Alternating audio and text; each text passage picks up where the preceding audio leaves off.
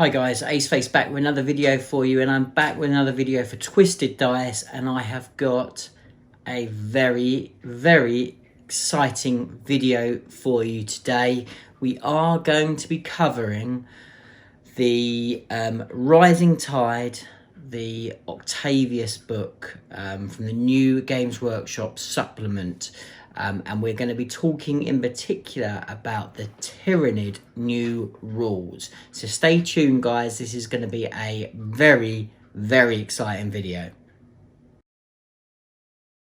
But before we get started, if you could just take a couple of minutes to press that subscribe button and give us a big thumbs up. And what I'd love to hear is in the comments below what you're most excited about as a Tyranid player, or most frightened about if you're not a Tyranid player, because we've got some stuff to cover and I cannot tell you how excited I am. So to give you a little bit of a recap from a competitive point of view where Tyranids currently sit. So we're a long time overdue a codex. Our codex now is very outdated, and as far as it sits in the meta, it struggles quite a lot to compete with some of the newer codexes, a lot of the newer codexes. It's a little bit like playing hard mode. Now we have got a few saving graces. There are some cool ways to play, and if you are just starting to play Tyranids, I really advise that you check out the videos that I made at the beginning of 9th edition around the cap system. They still hold very true and are the best ways to play Tyranids probably effectively. But what we've had is we have had the Blood of Baal supplement. That gave us quite a lot of really useful toys and useful tools that are still really useful today. And the good news is they stay in the new book, the Rising Tide book 1. You've still got use of all of those tricks. And the great thing is you no longer need that book because all the rules have been ported into the new book. So good news there for you straight off the bat. The other thing that we have had is we've had the changes to Forge World units. So beginning of 9th edition, we've had all the updates for that, and that very much gave a lot of viability to some of the Forge World units, and they've now become quite a staple of a lot of competitive lists, and are still very good. Not quite as good as when they first came out and they changed the rules, but still they're effective units and really good to include in your army list. So that brings us basically up to date with where we are now. Slowly but surely, as every codex releases, we are falling further and further down the pecking order, but we do have tools. But today guys, everything has changed. The rules that we have within this book take us up to a whole different level. All right, everybody, stand down. Now I will caveat by saying that we've still got a lot of units that are overcosted, still got a lot of units that really don't do the job very well. We're still not very resilient, and we still don't do combat as well as we should do. Now, a lot of those things are not going to change with this book, but there's some stuff in here that is pretty damn powerful to a pretty silly level.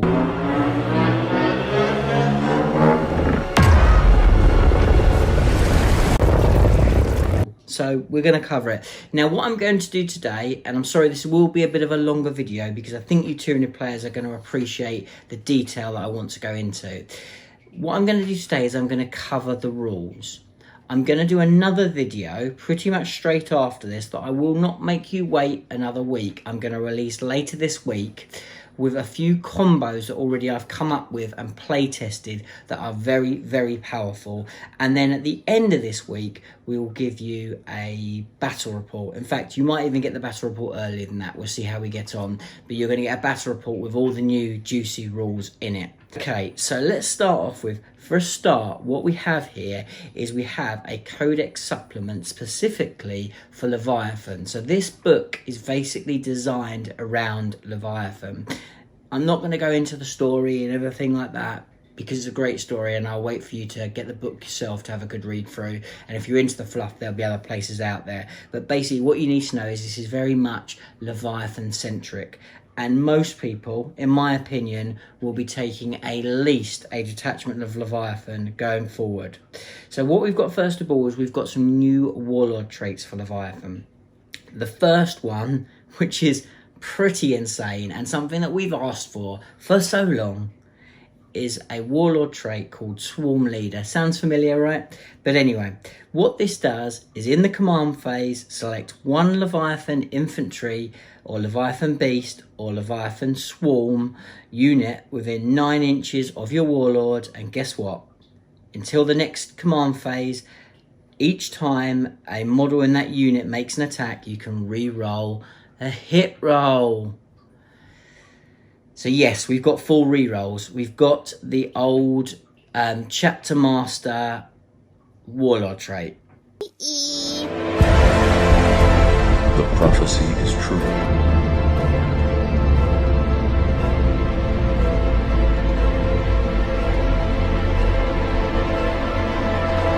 That is fantastic. Something that Tyranids do not get is re-rolls. So that is insane, and something you will almost always include on your lists, because the ability to reroll is so strong, and a full reroll at that, stupidly powerful. The next one we have is called Strategic Adaptation. I'm going to muller all the words and all the titles, so apologies, but I'm going to try because it'll give you something to laugh at. So, after both players have deployed their armies, but before the first battle round, select up to 2 Leviathan units from your army that are in your deployment zone and redeploy them. You cannot select this warlord if the mission uses strategic reserve rules. Use the Warhammer 40k core book. Any of these units can be placed in strategic reserves without having to spend any additional CPs, regardless of how many units are already in strategic reserves. If both players have abilities that redeploy units, roll off, winner chooses who redeploys their unit first. That's super strong. Anything that we've got to play around with deployment shenanigans is a very, very powerful mechanic. And with so many Alpha Strike and different styles of list, this gives us quite a lot of flexibility. It's another great, great trait. And so the next one is called Gestalt Commander. Again, I've mullered that, I'm sure. So this one, at the start of each battle round, select one warlord trait from the Hive Fleet warlord traits from Codex Tyranid, and your warlord gets that for the rest of the turn, and they change their keyword to Leviathan. So basically each turn you can pick a different warlord trait from the core book. Now, it does say the core book, so you don't get the specialist ones, but and to be brutally honest, I've had a good look through them. There are not that many amazing ones, so it's probably of the 3 the one you won't take. So let's move on now to relics. So what we've got here is we've got the first relic, which is Biomorphic Carapace. And each time an attack is made against the bearer, subtract 1 from the attack's wound rolls. So a little bit like the chameleonic skin, which used to be locked into the Kraken as a relic, but this is to wound, so it's -1 to wound. So it's really, really quite good. The reality is we're probably not taking tyrants that much, and a lot of other warlords. So look, there's probably use in there. It doesn't stand out as being the absolute best, but it does make particularly if you're taking a bigger, juicier monster warlord, it's going to make him a little bit more tanky, which is a good thing. We then have the Void Crown. Now this is just for Psychers only, and this is the bearer knows 1 additional power from the Hive Mind discipline. If the bearer attempts to use a psychic action in your psychic phase, you can still attempt to manifest 1 psychic power during that phase. Each time a psych makes a test, an unmodified roll of 9+, that psychic power or psychic action can't be denied. That's silly strong. That's so powerful. Amazing on a Neurothrope. It's just a great relic. It's just a fantastic relic. I mean, there's so many uses for it. It plays into the missions really well. Really, really like it. Then we have Synaptic Hive Blades. So a model with bone swords or monstrous bone swords only. Each time the bearer makes a melee attack with their bone swords, basically you can't take invulnerable saves against. So there's quite a lot of these showing up in lots of codexes, these anti-invuln save kind of things. The thing is, bone swords just aren't very good. So it's good, it's cool, it's nice to have. You know, if it would be cool if it was inbuilt into the Swarm Lords data sheet, maybe we'll get that in the future, but obviously you can't put that on a character, on a named character, which is where it would be really handy. But I don't see it having an awful lot of use generally on kind of, again, on Hive Tyrants and on other units that can take the bone sword, so primes, but I just generally don't see it having a lot of use. It's okay. Then we have Adaptive Neuro Lobe. So while the bearer is on the battlefield, each time your opponent spends a command point on a stratagem, you can, on a roll of a 5+, you get command point. Yes! Yes! Yes! Yes! Yeah. Now again, Tyranids have never had the ability to get command points. Since the beginning of time, once we've had command points, we've not had the ability to have it. So this is incredible. You've got a way now to get command points. Fantastic. Like, absolute fantastic. We've called for it for ages, and now we've got it. So you've actually got some really, really useful relics there. Amazing. So with a fantastic start. So again, I can't stress enough, this is all linked into Leviathan, so it's basically a codex for Leviathan. So now stratagems, and we've got a bag load of stratagems, again locked into Leviathan. There's some really cool ones here. So we've got Relentless Fury, so this is either 1 CP or 2 CP, and I'm telling you what, guys, this is pretty mind-blowingly good. Incredible. So I'm going to read it out to you, and just want you to have a good think about if we can use this. So use a stratagem in the shooting phase or in the fight phase, so you can use it in both shooting or fight phase. When selecting a Leviathan unit from your army to shoot or fight, until the end of the phase, each time an attack is made by the model in that unit, an unmodified roll of 6 scores an additional hit. So exploding sixes on hits for either shooting or combat. So let's think Hive Guard, let's think Gene Stealers. It's pretty exciting, but it goes on, and this is where it gets a bit crazy, particularly for one type of unit. If the unit contains more than 11 models, every roll of a 6 gives you additional 2 hits, but it costs 2 CP for Gene Stealers. So no guessing where that's going to go. That makes Gene Stealers incredibly powerful again. Like, you know, the reality is Gene Stealers slap pretty hard anyway, but that's going to make them even more nasty in combat. The trick is still survivability. The trick is still getting them there. But when they get there, they've just been taken up a whole nother notch. So that's crazy. But actually, the hidden power there is probably in giving another unit of Hive Guard exploding 6s.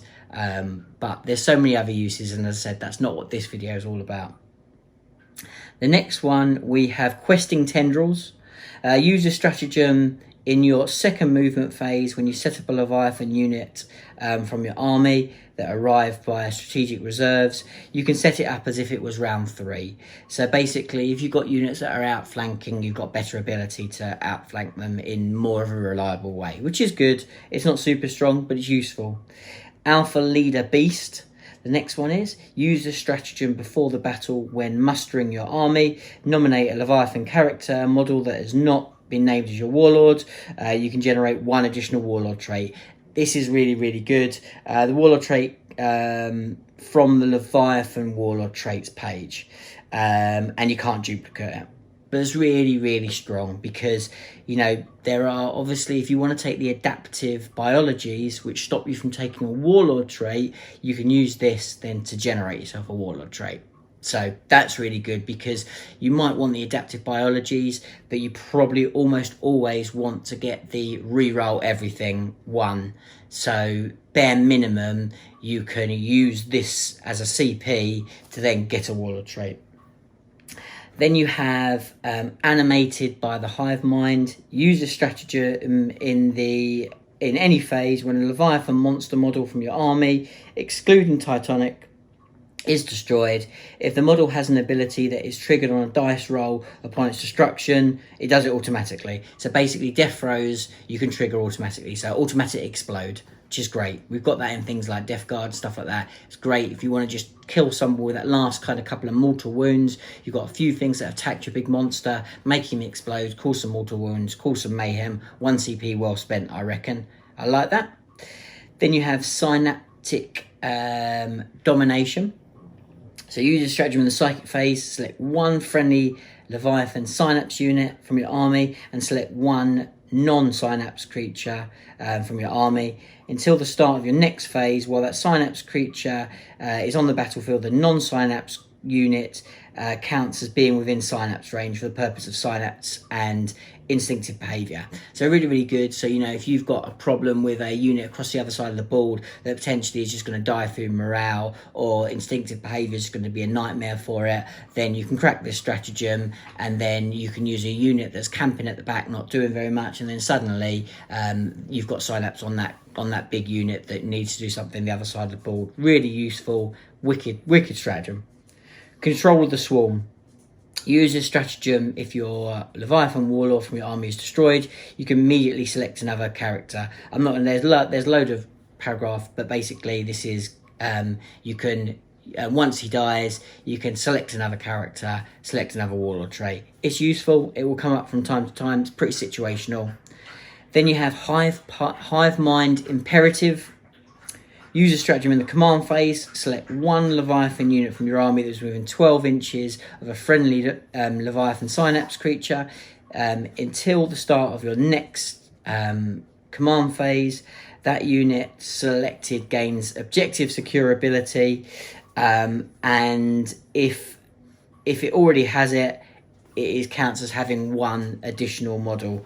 So again, it's super strong, like really, really good. And then also it says if the unit is selected to perform an action, it can shoot without failing the action. Again, that's just so strong.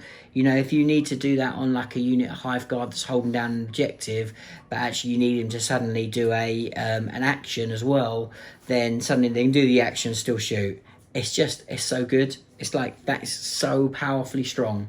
It's incredible. And it goes on. There is loads. And the great thing is there are very few stinkers. There are so many stinkers in a lot of these new books, and there are so many stinkers within our codex. Most of these stratagems are so strong. Then we have Hyper Adaptive. So I really like this one. Use a stratagem in your command phase. Select one Leviathan unit from your army and select one Hive Fleet adaptation from the Tyranids Codex. Until the end of the turn, the model gets that. So this is just, we've had this before for Marines, but this is basically beginning the turn. That unit over there, I want that unit now to be Kraken. That unit over there, I want them to be Cronus. Like, it's so strong. So it means that you can be Leviathan, but still, when you really need to trigger that key ability from another Hive fleet, you can suddenly use it. It's so strong. Just think as well, if you're running multiple fleets, you've got a Hive Fleet Kronos unit, you know, suddenly that needs Synapse. Suddenly make that unit suddenly a Kronos unit, you've got Synapse there. It's just got multiple uses. It's really tricksy. It's just really, really janky. I just love it. It's such a clever little rule. Games Workshop have done an amazing job with the rules here. Then we have the Void in the Warp. So use a stratagem in your opponent's psychic phase after the psychic test is passed for the enemy unit, And then after any deny, the witch attempts are made, which is key because you get his deny. Quite often you'll get the shadow and the warp. If the enemy psyker is within 24 inches of a Leviathan synapse unit from your army, roll a d6. On a 4+, the power is denied. We get a 4+ deny after deny. That's just so good. So good. So good. We've always been quite good anti-psyker. We're even better now. And that means you don't even need to have a... You just need to have a synapse creature. It doesn't even need to be a psyker. It's just so strong. So strong. Then we have... And this is another incredible stratagem. So we have Bio-Adaptive Borer Grubs.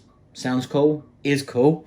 So use a stratagem in your shooting phase when a Leviathan unit from your army is selected to shoot. Until the end of the phase, each time the model in the unit makes an attack with a flesh borer or flesh borer hives, that's right, get those flesh borer hives out, an unmodified wound roll of 6 inflicts 1 mortal wound in addition to the normal damage. Up to a maximum of 6 mortal wounds, which is good because otherwise it would get a bit silly very, very quick. If that unit is a Tyranid, it costs 2 CP. Otherwise, it costs 1 CP. So a unit of 30 Termagants, 1 CP. A Tyranid, 2 CP. But that's really insane because you might think, well, you know, they don't hit very well. There's so many ways now to make them hit so effectively, accurately. You pretty much are guaranteed 6 mortal wounds. You're going to have to throw a few CPs into it, but you are guaranteed, if you want to, you're guaranteed 6 mortal wounds. Even out of Termagants, you're guaranteed 6 mortal wounds. That's incredible. So strong, so powerful, and actually will be a very strong candidate to get those Tranafexes with those flesh borers. You're going to have to start popping them off your Hive Tyrants, guys, because actually those might have play again. And that is the end of the stratagems. And when I tell you we are just getting warmed up, we are just getting warmed up. I have only scratched the surface of the insaneness that is in this book. So hold on, strap in, get ready, because we're about to get to the good bit. If that wasn't good enough. So now we're going to talk about Hive Mind Synaptic Links. Now, we had a taster of this a while back from Games Workshop. Not sure whether you'll have more tasters of that by the time this video airs. But what this is now Synapse creatures have an additional option of a layered buff that you can put on them in addition to their Synapse effect. So, what you do, these are upgrades. So before the game, depending on what type of game you've got the opportunity to buy these upgrades for your Synapse creatures.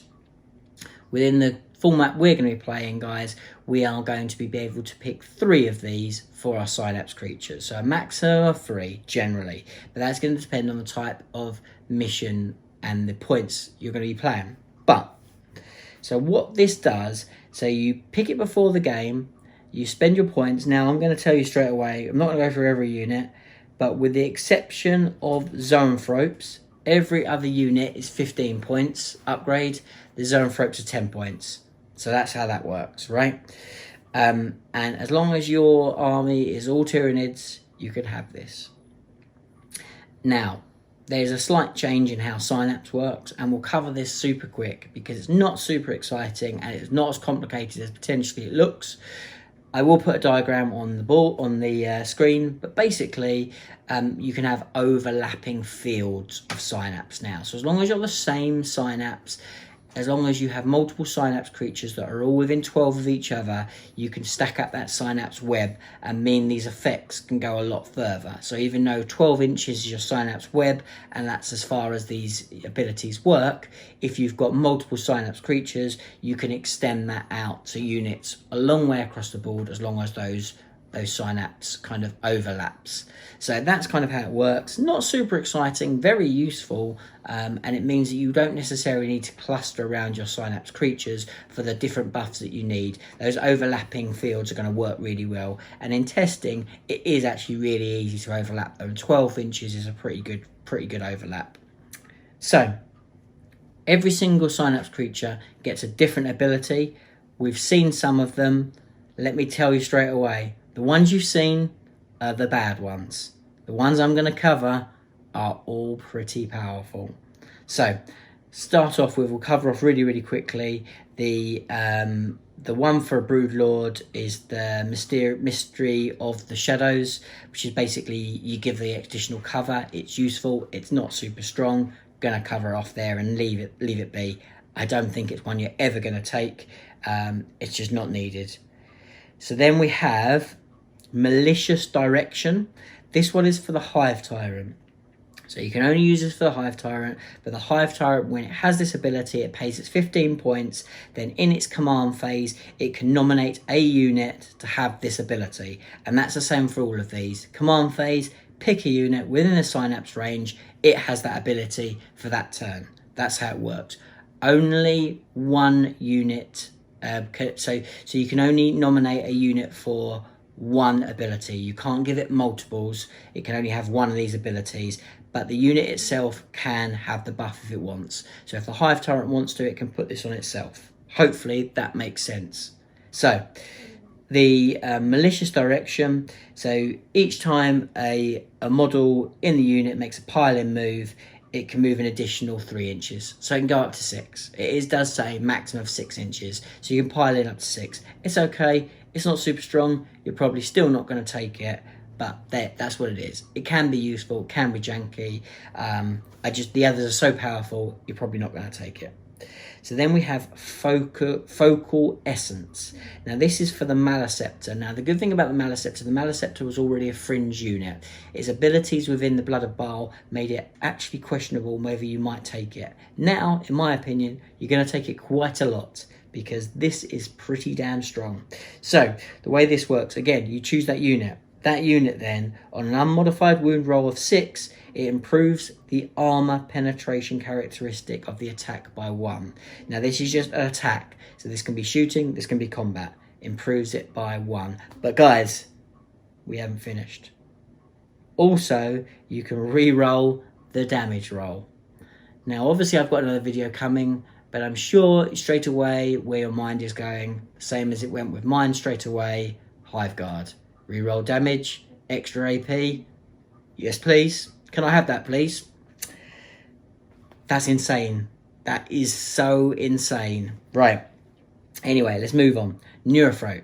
We've already covered it. So the Neurothrope one basically messes with the morale and combat attrition. You're never going to take it. It's really the worst of all of them. So there we go. Cheeky Games Workshop getting you all demoralised. And then we've got Weaponized Gen Station. I think that's what it's called. Probably not pronounced that way at all. This one's for the Tervigan. I love this because the Tervigan is one of my favourite units. I'm always looking for an excuse to use him. He's not been great. He has had lots of points decreases. Now she is definitely a playable unit. This makes her pretty strong. So each time a model in this unit makes a ranged attack, you can re-roll an unmodified wound roll of 1 and 2. Hive Guard, anyone? Do I need to say any more? That's just so powerful. So powerful. It's crazy. You know, you've got that unit that does transhuman. I'll be re-rolling my 1s and 2s to wound anyway, mate. So it's 3's the only thing I'm worried about. So powerful. So powerful. I just think Tervigans are potentially going to come back in because at least having one in your army for that ability is just ridiculous. You'd pair that up with actually using them for your Termagants as well as screens. I'm going deep into the rabbit hole. We'll save that for another video. So, the next one is Feed. This is for a Trigon Prime. Unit is eligible to shoot and declare a charge in the turn when it falls back. That's good. That's good. It gives you the Kraken fallback and charge, but also it gives you fallback and shoot as well. It's good. It's not the strongest. It's very good. Okay. Unchecked Ferocity. This one, again, is mental strong. So each time in a melee, so this is locked into just in melee. Attack is made by a model in this unit. An unmodified hit roll of 6 automatically wounds the target. That's very strong. Again, certain units are going to really make use of that. Now, I'm not sure about wording here, and this is where you'll be able to tell me in the comments, and I'll be really interested to hear.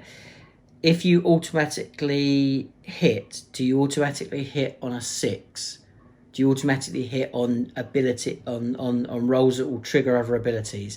Because I've tried to look through and I can't find anything. I'm pretty sure I saw something maybe in previous editions that meant that you did always hit on the maximum.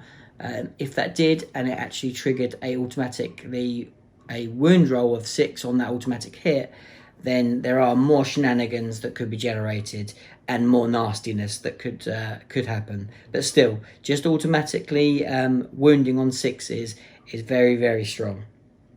The next one is Tyranid Warriors. Tyranid Warriors, get this. Each time an attack is made, again, attack, both shooting and combat, by a model in this unit, add 1 to the attack's hit roll. Doesn't sound bad, right? That's so powerful. Again, probably a must, that one. So probably a unit of Tyranid Warriors in every game, in every Tyranid list. Probably is a thing. You know, you pair that with the Tyranid Prime, suddenly things get a bit silly really, really quick. Particularly for a unit of Tyranid Warriors that's rocking around hitting on 2s. Maybe re-rolling. Doesn't sound too bad to me, but obviously there's multiple ways of using that. The fact that it works in combat and in shooting, it's just crazy. Just absolutely crazy. Again, Hive Guard hitting on 2s. We'll cover it in another video. I'm going to keep saying this.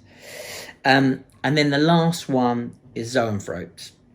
So each time a psychic test is made by this unit, roll 1 additional d6 and discard 1 of the dices. You know, it feels like one you're probably going to put straight on the Zoanthropes themselves. Just a crazy powerful ability. It's crazy, but it's probably still not going to get picked because there's probably 3 others that are stronger than that, but it's still incredibly good. And that's the end of those. So just take a deep breath. I know I'm probably going to need to peel you off the ceiling, Tyranid players, because that's a whole kind of level of crazy, and your mind is probably going to deep and dark places of how strong certain armies, certain lists, certain units are going to be. Just want you to calm down a second while we conclude this review, because we're just going to kind of cover off the last bits now. But I'm hoping by now you're as excited as I am. So what the book then ends with is it ends with the copy and paste of the all the abilities from the Blood of Baal. So basically what you get is every single thing from the Blood of Baal put into here. So you get all the Hive Fleet specific psychic powers, you get the adaptations, you get the custom Hive Fleets, you get it all in this book. So you can basically discard your Blood of Baal because that's an 8th edition book. You can get this, it's got all the new good stuff, it's got all that cool crazy Leviathan craziness, and then it's got all your same rules from the Blood of Baal. Now, it does kind of have some director's commentary there that basically says everything's the same. There may be some slight wording changes. I'm sure with a big deep dive, there might be some tweaks there that make a difference. I can't see them. I've had a good old look. But you've basically got all those rules there, which were good before, and they're not going anywhere. And again, you have all the stratagems from there as well. So all the content that you have from Blood and Baal is in here. And that's it, guys. So as I said, I'm not going to cover all the other stuff. You know, within this book, you have got Imperial Guard stuff. You've also got some stuff around fortifications, which potentially will be quite strong in a player-placed meta.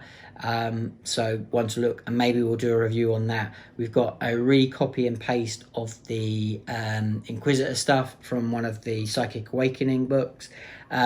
And obviously we've got some cool Kill Team and Crusade stuff in here. But it's an amazing book. Games Workshop have done an absolute stellar job with knocking it out the park with these Tyranid rules. They really take Tyranids to a whole different level. Whether my excitement is too great and it still doesn't take us up to the heady heights of your Adnex sisters and Jakari, maybe not. but I absolutely think that this gives Tyranids the tools to really go toe-to-toe with anybody in the game. There is some incredible power in here, and we are just scratching the surface. So I'd love to hear your thoughts. Please do put them in the comments below. Let me know all the things you're most excited about. You would have seen links both in the description and hopefully cards, if I can put them up, of the links to the more in-depth stuff that we'll talk about and the combos that I've been looking at and I've been playtesting. But I'm going to call it now because I could talk for hours about this very, very, very exciting book. So thank you for watching, guys. Hopefully you've enjoyed this video. If you haven't already, please do hit that subscribe button. It really helps us tons. And until the next video, I'm Aceface, and I'll see you soon. Bye for now.